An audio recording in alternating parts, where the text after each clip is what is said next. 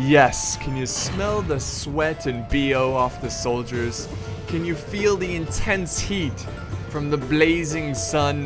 That's right, guys, we're in the desert. This is a Crusader expansion battle, and it looks like this one's gonna start off pretty early here. We have two defenders, the Turks and the Moors, defending this. It looks like a European fortress. I don't think we've seen this fortress in a while, but yeah. It's a pretty cool fortress. I really love the big open courtyard. It always creates intense infantry melee fights in the center there for the town center. But yeah, this one is starting off early. We do have some heavy cav, some missile cav charging out. Heavy missile cav. And it looks like they're going to try to weaken up, soften up the Kingdom of Jerusalem.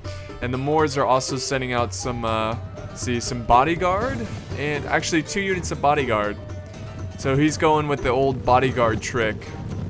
So the reason that people use the bodyguard is because they're a smaller unit, but they're very deadly. They have a lot of hit points. And ooh, they are going after the cav. So well, actually, it's the general. Yes, they're going after the general. So that's a pretty good target there. If they can kill the general here, that will be huge. That's gonna really hurt the morale of the Kingdom of Jerusalem.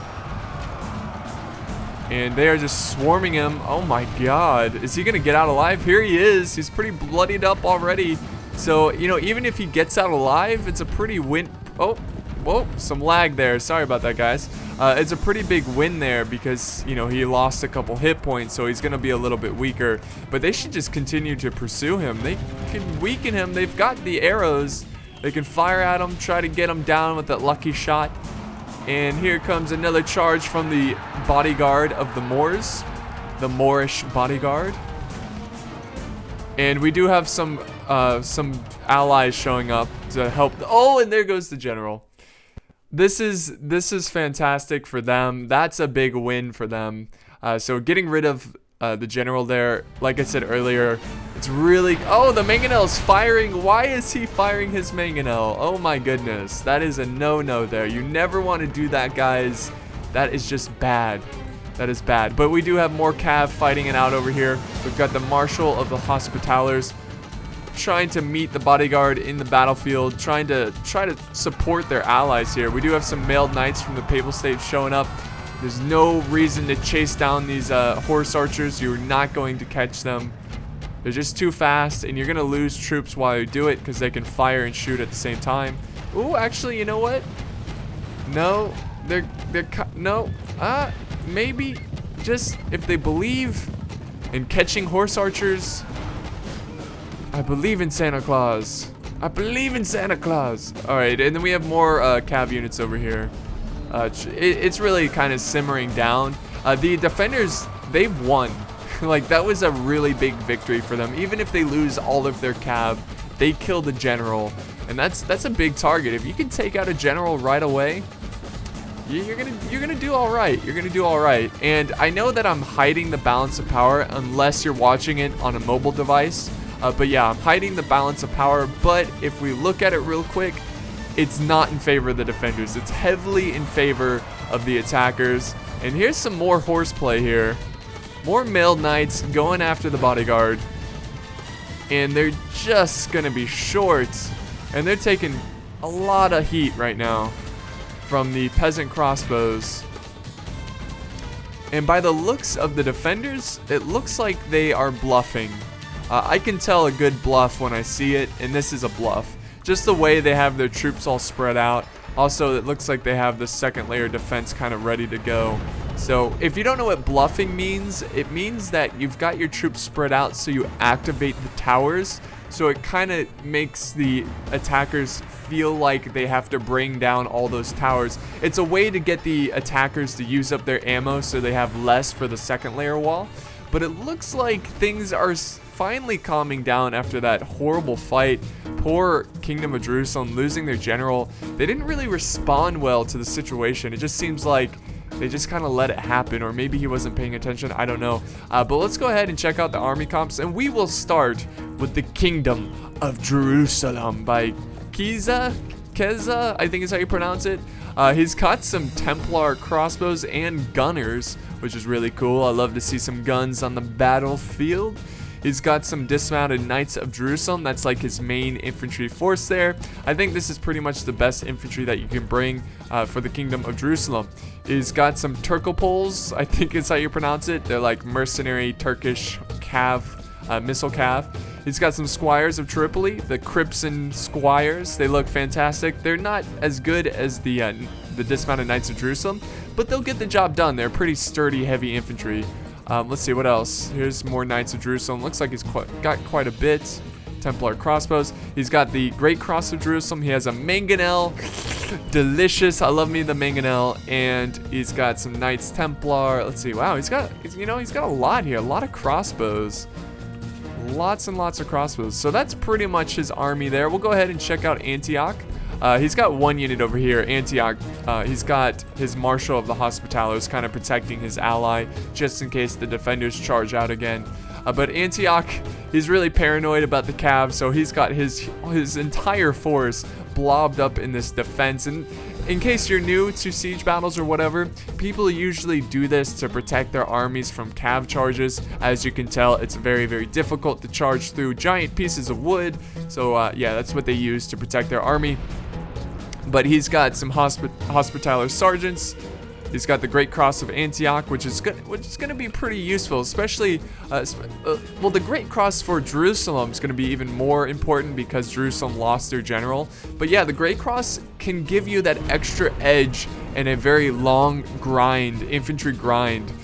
So I think it's really important to bring, especially when you're attacking. He's got the most OP unit in this expansion that I think is the most OP unit, the Cannons of the Holy Sepulchre. Very awesome two-handed sword unit. They just chop heads off. He's got the Edison Guard, which is like a axe unit. He's got some Knights of Antioch, which are equivalent to the Knights of Jerusalem, I believe. And he's got a Bombard. And it looks like the Turks are getting more harass off. Look at that. So he went with the Horse Archers, which I kind of prefer having very quick light cav. But this is actually pretty good here. Like, he's getting some good kills on this Bombard. Antioch needs to send forward some bows or something to try to fight back. Just do something against that cav. Look, they're just standing there like, what's up? We're gonna fire at you. Do you mind? Like, do you guys mind at all if we kind of get some kills here? Yeah, he's killing a bombard crew. That's not good. You want to keep your artillery alive as long as possible. Let's go ahead and check out the final attacking force here. We have the Papal States, and good thing they're on the same side as the Kingdom of Jerusalem, or it'd be really confusing if they were fighting each other. But yeah, they're on a team, and I like his force. He's bringing the dismounted feudal knights. He's got a good amount of dismounted broken lances. He's got some religious fanatics, I assume, as a sacrifice unit, you know, moving up siege equipment or whatever. He's got more feudal knights. He's got two artillery. He's got the culverin and a bombard. so that's good to see. He's got about 4 units of Pavi's crossbows, and I think he's got like 1 unit of men-at-arms. Maybe he has more, I don't know, but you can see it on the screen, so there you go. There's the Papal States. So yeah, this is just a good old Christian versus Muslim historical Crusader jihad kind of battle. Very, very fun to watch just because it's kind of themed, you know. I really do enjoy themed battles. But let's go ahead and check out the defenders now. We have the Moors commanded by Ty Matrix, I think is how you pronounce it. I'm sorry if I'm slaughtering your name. But the Moors, they're like the best Islamic faction for heavy infantry because of 1 unit, the dismounted Christian guard. Also, they have the Hashashim, which do very, very well in siege battles. So yeah, he's got a good amount of urban militia, which are pretty solid if you give him upgrades. He's got some dismounted Arab cav, good spear unit. There's more urban militia. So yeah, he's really got his army spread out around. There's some Christian guard, which pretty much look identical to the urban militia, but they got that little buckler shield. They're awesome. I love the freaking Christian guard. They're almost, I like them almost as much as I like the Varangian guard. Yeah, that's how much I love them. So that's the Moorish army, and there we go. Is that the first wall coming down? It's kind of taking them a while. Let's go ahead and check out the Turks now, the Turkey workies. Let's see, he's got a mangonel. That's awesome. I just hope, I am praying that there's some epic mangonel shots here. He's got some Nafatoons, which is really, really key for the Turks if you want to win in defending. He's got a lot of Javis, like Afghan Javis. Let's see, what else does he have? He's got some dismounted Hisham, which is a new unit if you're used to vanilla. It's a new unit to the expansion. Hisham are a pretty solid heavy infantry unit. They've got shields and stuff. He's got some Saracen militia. Check them out. Very cool. I like the Turks. Very awesome faction. And really, that's the gist of his army. You can see it on the screen, of course. I'm probably missing a couple units because they're so spread out. But what we're going to do now, guys, is just skip through this bombardment phase. Unless something crazy happens, I'll start it back up. But yeah, I think we're pretty good on nothing really happening, and they're just going to bombard this wall to death. So I will catch you on the flip side. Alright guys, welcome to the flip side, and we got some crazy things going on right now. The Papal States about to make a very, very bad decision here. He is charging 3 units in this choke point. Guys, if you're watching this and you're new to siege battles, never attack this choke point, at least without some kind of support. Never attack this choke point alone. The Moors are going to be able to, look at this, he's going to be able to keep back these troops for as long as possible with a really cheap unit, the urban militia. You might eventually break through the urban militia, but I don't know if it's going to be worth it. This urban militia is going to get a ton of kills because you're grouping up your units. So guys, do not group up more than 2 to 3 units in a choke point. I wouldn't even say 3. I would just keep it at 2. But over here too, the Moors keeping back the dismounted broken lances.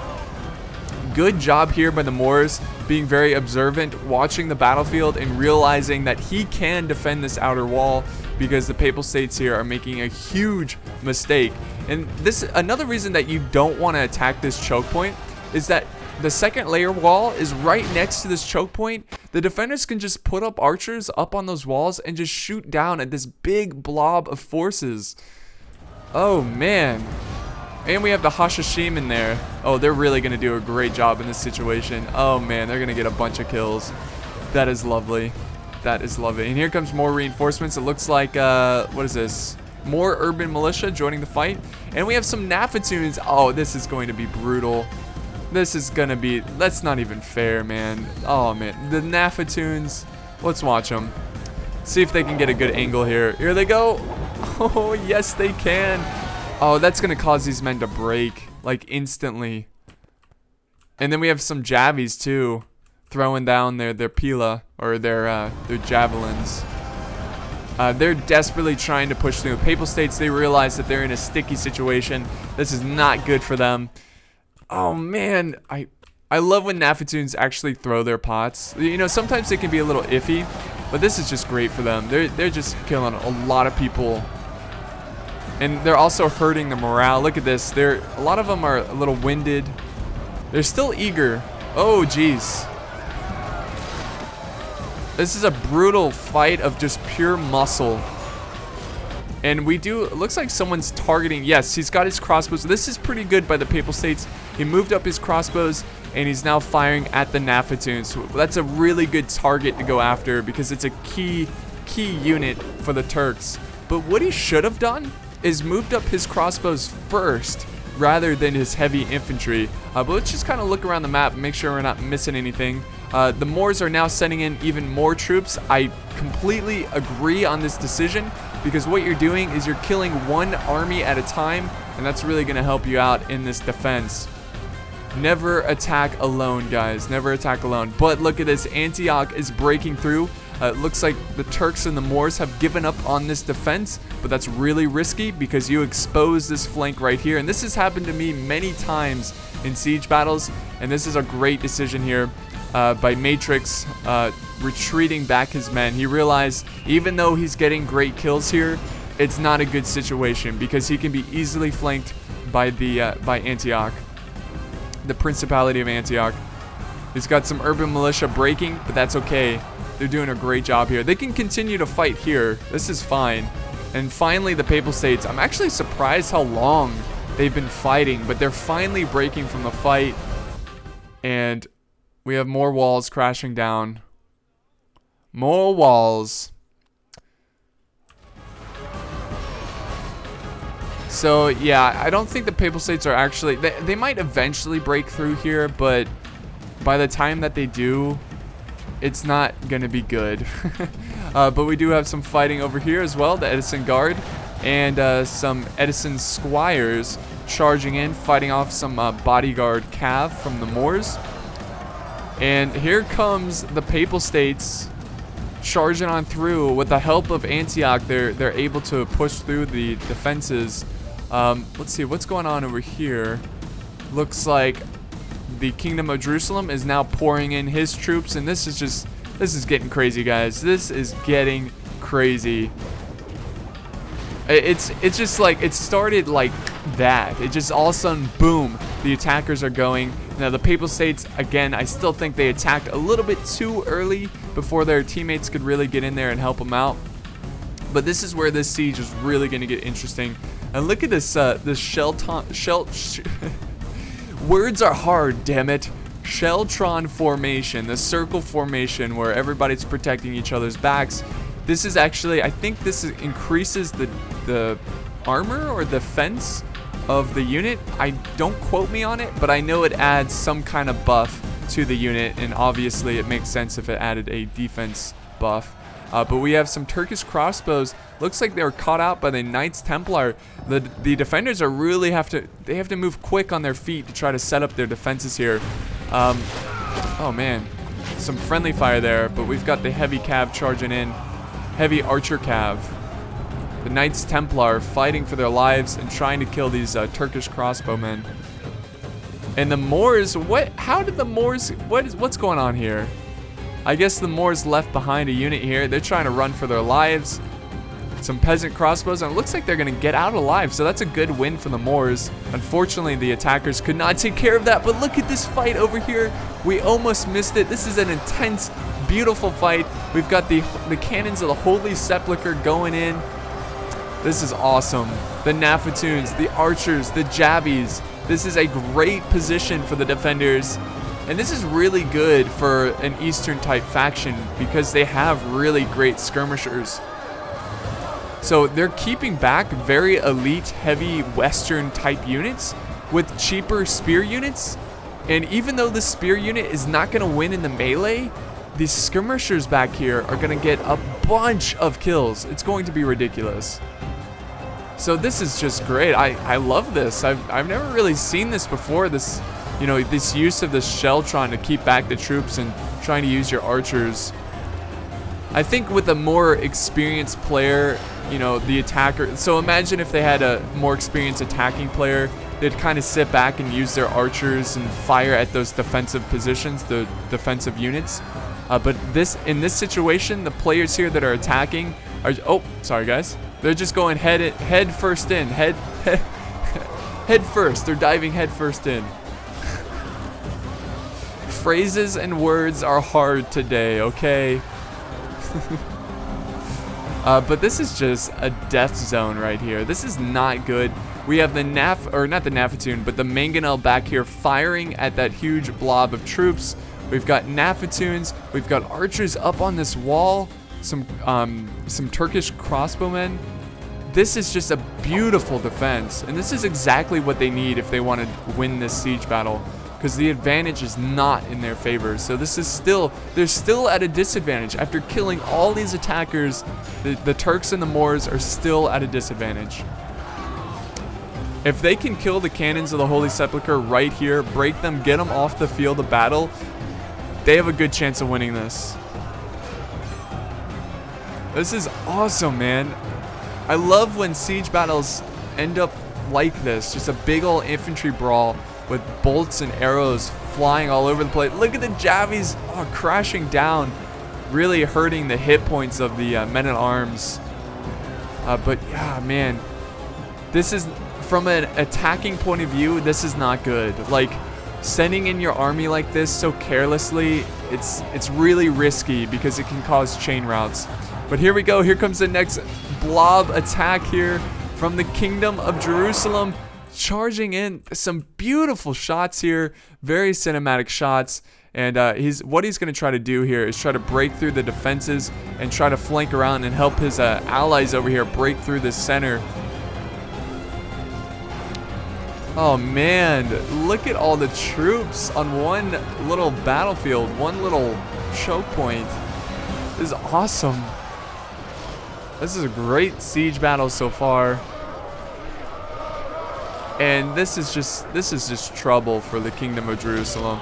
Same issue over here. The defenders are keeping them back, and they're just hitting them hard with Javies, archers, Nafatoons. And get that Mangonel firing. I mean, this is just a huge blob that you could kill.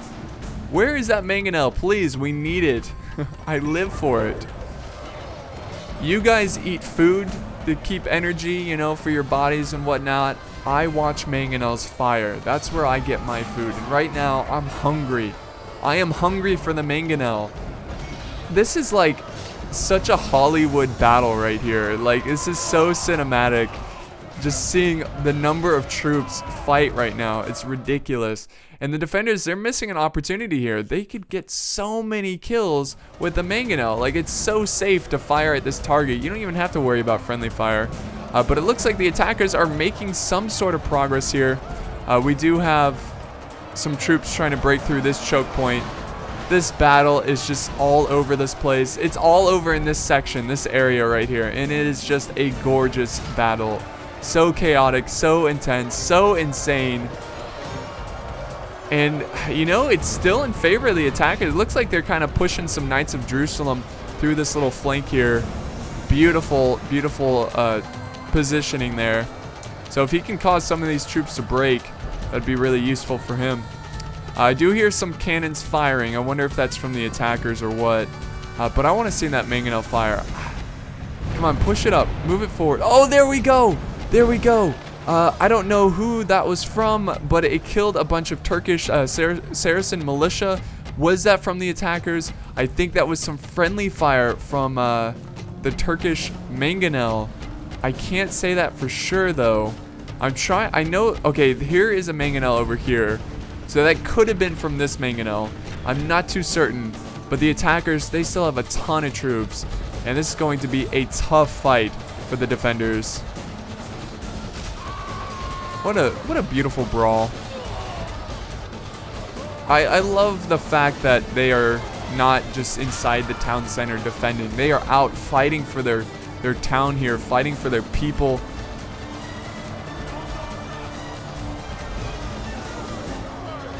I love the music. Music is intense right now.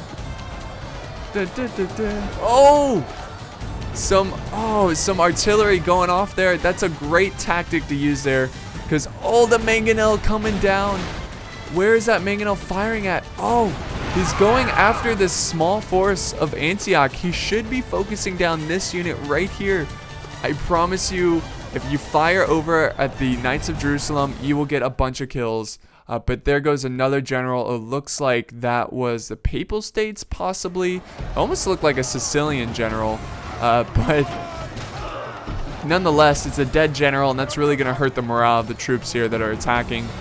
This huge blob of defenders, they're getting hit hard too by pavis and whatnot. But what's going on here? There's still some fighting going on. Looks like, was he trying to push up? Yes, he was trying to push up his bombard and his pavis crossbows, but they're now out of position, and the Moors are sending down their Christian guard to chop them into pieces, and that's exactly what's going to happen over there. So this looks like this is the main threat to the defenders, this section right here. And I could just sit here and not even move my camera. We'll just leave it right here and watch this intense fighting between two large masses of troops. It's awesome. Oh man. I love this expansion. It is great. It is absolutely great. The mangonel is now even closer. That's a smart decision there. Let's see if you can get any good shots. Come on. Oh, is that... We got artillery just firing all over the place. The attackers really need to get these troops to break. Oh, here we go. Here's their chance. Oh yes. You know, it exploded a little early, but it got a decent amount of kills there, and it can cause fear, that's for sure. And the cross is taking... Look at all the javies that the cross is taking right now. Taking a lot of damage. And then we got a little charge here from some Hasham. Oh, and the cross has been destroyed. I don't know if that takes away the morale. I assume it does. But as soon as the cross has been destroyed, there's a massive chain rout by the Kingdom of Jerusalem.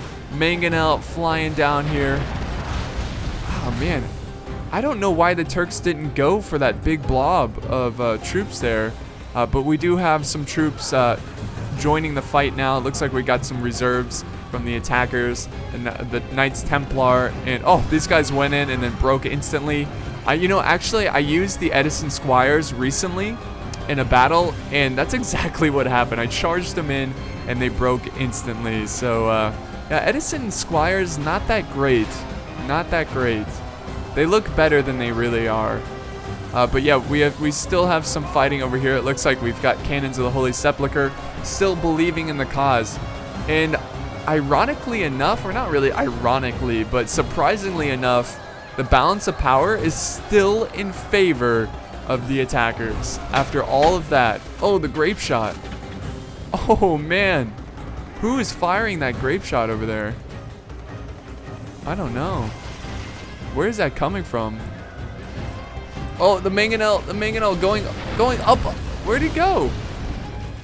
It just disappeared. But yeah, the defenders are going all out. They're just defending this one section here. Oh, overhead smash. Oh, more. Where is that grape shot coming from? That like cannon fire. Is it coming from the defenders? Because it looks like it's hitting Antioch pretty hard. Here we go. Big chain route right there. So what's left of the attackers? Why do they have such great odds? Well, we got a couple troops over here. Do we have any like spare troops waiting in reserve that we can't see? Well, the Kingdom of Jerusalem. Oh, it looks like we're gonna have a little wall battle here. It's gonna be a tough fight though. The Hashashim, they really excel on wall battles because it's such a tight, tight fighting situation. And, numbers don't necessarily matter on a wall. That's why the Hashashim do pretty well in that kind of situation. But we've got some Turkish crossbows firing at the flank. I call this tactic shooting fish in a barrel. What you do is you kind of pin up units on a wall, and then you get archers down on level ground, and you fire up and fire at the flank, because their flank is completely exposed right now, and they're getting some really good hits here. And the troops are wavering. Even though they outnumber the Hashashim, the Moors and the Turks are doing some great tactics here to keep them out of the settlement. And there we go. There's the break. They are all breaking. And now they're levitating in the air. Look at that. Look at that levitation. These guys are about to levitate. There they go. Levitate. Alright, so let's head back over here. It seems like things are slowing down. We still have beautiful mangonel fire. But yeah, overall... Well, actually, hold on. These Cannons of the Holy Sepulchre, we gotta pretty good number of them doing some damage, and you really got to focus them down because they can get a lot of kills.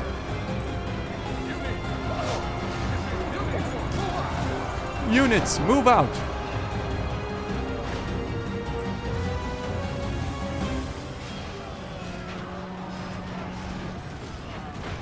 Oh man, chain route. You see this? Oh my god. So it looks like a lot of the Knights of Jerusalem coming back from routing. And this is just a massive chain route through the gate. And the Cannons of Holy Sepulchre charging in. We've got the General's Bodyguard killing the retreating forces. But the defenders, they're actually in trouble. This is actually kind of crazy because they were doing so well at the beginning, you know, killing a lot of troops. I mean, that's how big of a disadvantage that they had. The oil is coming down, but it looks like it only killed one guy. So not a big loss there. What they need to do is get up on these walls, kill these archers. Get rid of these archers, and you will save a lot of lives. Watch, okay, this is pretty funny. Watch when the peasant crossbowmen bend down to reload their crossbows. Watch their little uniforms here. See, look at, you see that? It went up a little bit, a little glitch there. I don't know, it's stupid. I thought it'd be funnier than it really was. I'm sorry, guys. Yeah, King of Jerusalem returning from that big break, so that's good to see that. And this is going to be quite the showdown, guys. They were defeated up on this wall, but it looks like he is sending a couple units back up that way. The defenders have no interest in defending that section because it's just too much to defend, and they're going to regroup what forces they have left to defend this town center. And what a showdown, guys. This is going to be great. And Jerusalem not slowing down. Oh, the oil. Oh my god. You need to commit. The troops breaking just from that oil. You got to capture that gatehouse. That oil is going to be a real pain. Now is the time since it has to reload. But we do have a cav charge going in here. Cutting down the urban militia. So I guess the defenders really just got exhausted from killing so many Crusaders. And they just broke probably from the heat and the exhaustion and just seeing the amount of numbers that they have. But they are going to regroup in this town center. So there's still hope for the defenders. And it's going to come down to a pretty close battle here, guys. We've got a lot of skirmishers from the attackers, and if they're smart with them, they can sit back and fire at the defenses. Good God.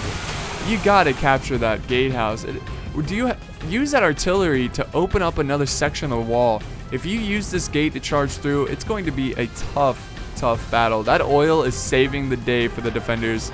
But we have some Templar gunners and crossbowmen getting in position here.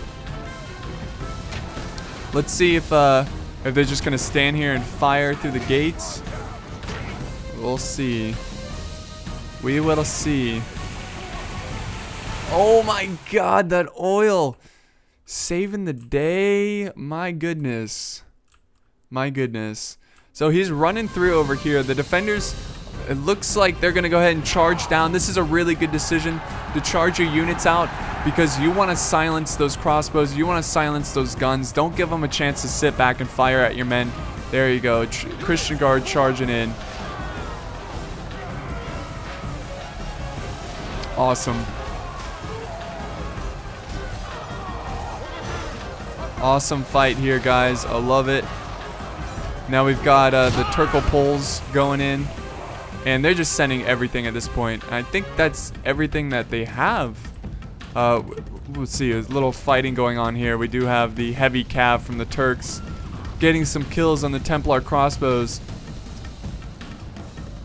Some Hospitaller sergeants over here, but they're so shaken, exhausted, they're really not going to do much. And the crossbows firing through the little tunnels here, getting some kills as these troops try to charge forward and support their allies that are trying to push through the gate. And this is just really good tactics here by the defenders, being aggressive with his troops, getting rid of those crossbows. And I think it's safe to say, thanks to the oil, thanks to the tactics here on charging forward your men, the defenders are going to be victorious. The attackers, I don't know why. I don't know if they're out of ammo or what, but they did not take the opportunity to knock down this second layer wall, so all they can really do is charge through this gate. So they must be out of ammo. Here's a mangonel. That could be useful.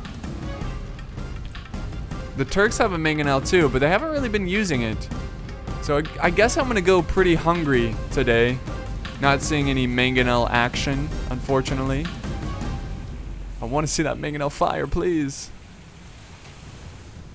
So yeah, I mean, honestly, this is pretty underwhelming from this final assault by the attackers here. Just because I think they were a little too careful. Like, it just seems like they were sending wave after wave, and whenever you're attacking a settlement, you don't really want to attack in waves. It's so easy for the defenders to just kill each wave one after another. You want to go in as a solid full force and try to overwhelm your opponent. But we do have some ladders here, and of course these are the cannons of the Holy Sepulchre. Very good at killing people, so maybe, just maybe, he can get a foothold up on this wall in the gate and get some progress here. It's far from over, guys. It's far from over, that's for sure. Oh, what the hell was that? Mangonel just fired right there. Okay, that was weird. That was awkward. I don't know if that was a glitch or what. But we do have some cav coming out, the bodyguard, trying to slow down the ladders over here. This isn't a general, is it? No, it's not the general. But it looks like the cannons of the Holy Sepulchre are deciding not to go up on this ladder for whatever reason. He's going to keep them over here. I hope he doesn't charge them through that gate, because they're going to get burned. I think he's just letting the Templar crossbows get up there first. I don't know why he's doing that. I think it would be best to send up the cannons. Because these guys are just going to break. Watch. I bet they break like almost instantly. I don't know. Let's see. Are they breaking right now? What are they doing? No? They're just retreating. So he's just setting up a ladder and then just kind of leave. Oh, that guy fell. Did you see that? It was like Gandalf falling through that big pit against what's his face? I like to call him Barlog, but that's not his name. It's like whatever. Anyways. Moving on. Yeah. So this is a little bit of a standstill here. I guess what we'll do is just kind of fast forward. You know, save us some time. At this point, I think you could just go out and charge, like, as the defenders. Just go out there and charge. The mangonel now firing down on the troops. There we go. That kind of, it's like a little snack there. There we go. The troops coming up. We have some breaking troops over here. I don't know is something going on here. Yes, we do have the Moors kind of cleaning up the small flanking force that went over on this side. And here we go. This is going to be the final push, guys. So we'll go ahead and do normal speed. Oh, and they're breaking instantly. This is what I expected. I just don't think it's worth even watching this assault at this point. Because their troops, yeah, they admit defeat. So that's going to be the battle, guys. It didn't exactly finish with a very epically close finish. But we do have a little glorious sally forth charge here by the defenders. And they're going to finish up. Oh, they killed the general, though, for the Moors. You don't mess with the Holy Sepulchre. We'll go ahead and do normal speed. Enjoy this final last attack here against the cannons. Those cannons, man. They're a nasty unit. But it's just going to be too much for them. They're going to surround them and crush them.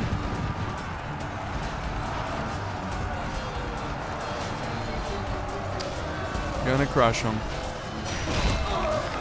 Whoa, what happened there? Oh, the cav died. Oh, yes, the Great Cross of Antioch, watching over this battle in defeat. Now the Turks will use this cross as firewood.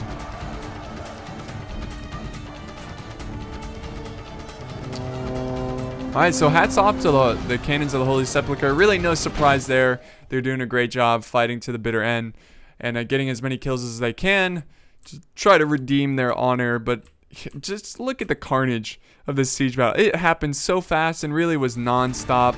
Great defense by the defenders, using very cheap units to hold back very elite units.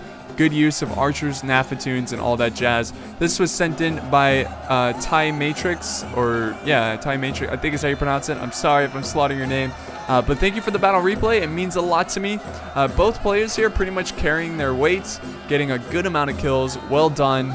It is pretty hard to defend with the Eastern factions because when defending a siege, you usually want to have heavy infantry, and that's something Eastern factions really lack. So awesome play there. We have Drunk Coconut. I forgot to mention your name when I was going over the army comps, but he got 767 kills, the most kills. We have actually surprising here that the Papal State's getting the second most kills, even though they charged into like 2 choke points, and then Jerusalem only getting 362. So very, very awesome battle, guys. Thank you so much for watching. I hope you enjoyed it. Let's just quickly check out who got the most kills here. 97 by the Urban Militia. That's what I'm talking about, getting your money's worth. We got 98 by the Christian Guard. Really no surprise there. And 114 by the Hashashin. There you go. That's how deadly they are in siege battles. So yeah, guys, I hope you enjoyed it. Thank you so much for watching, and we'll see you around next time.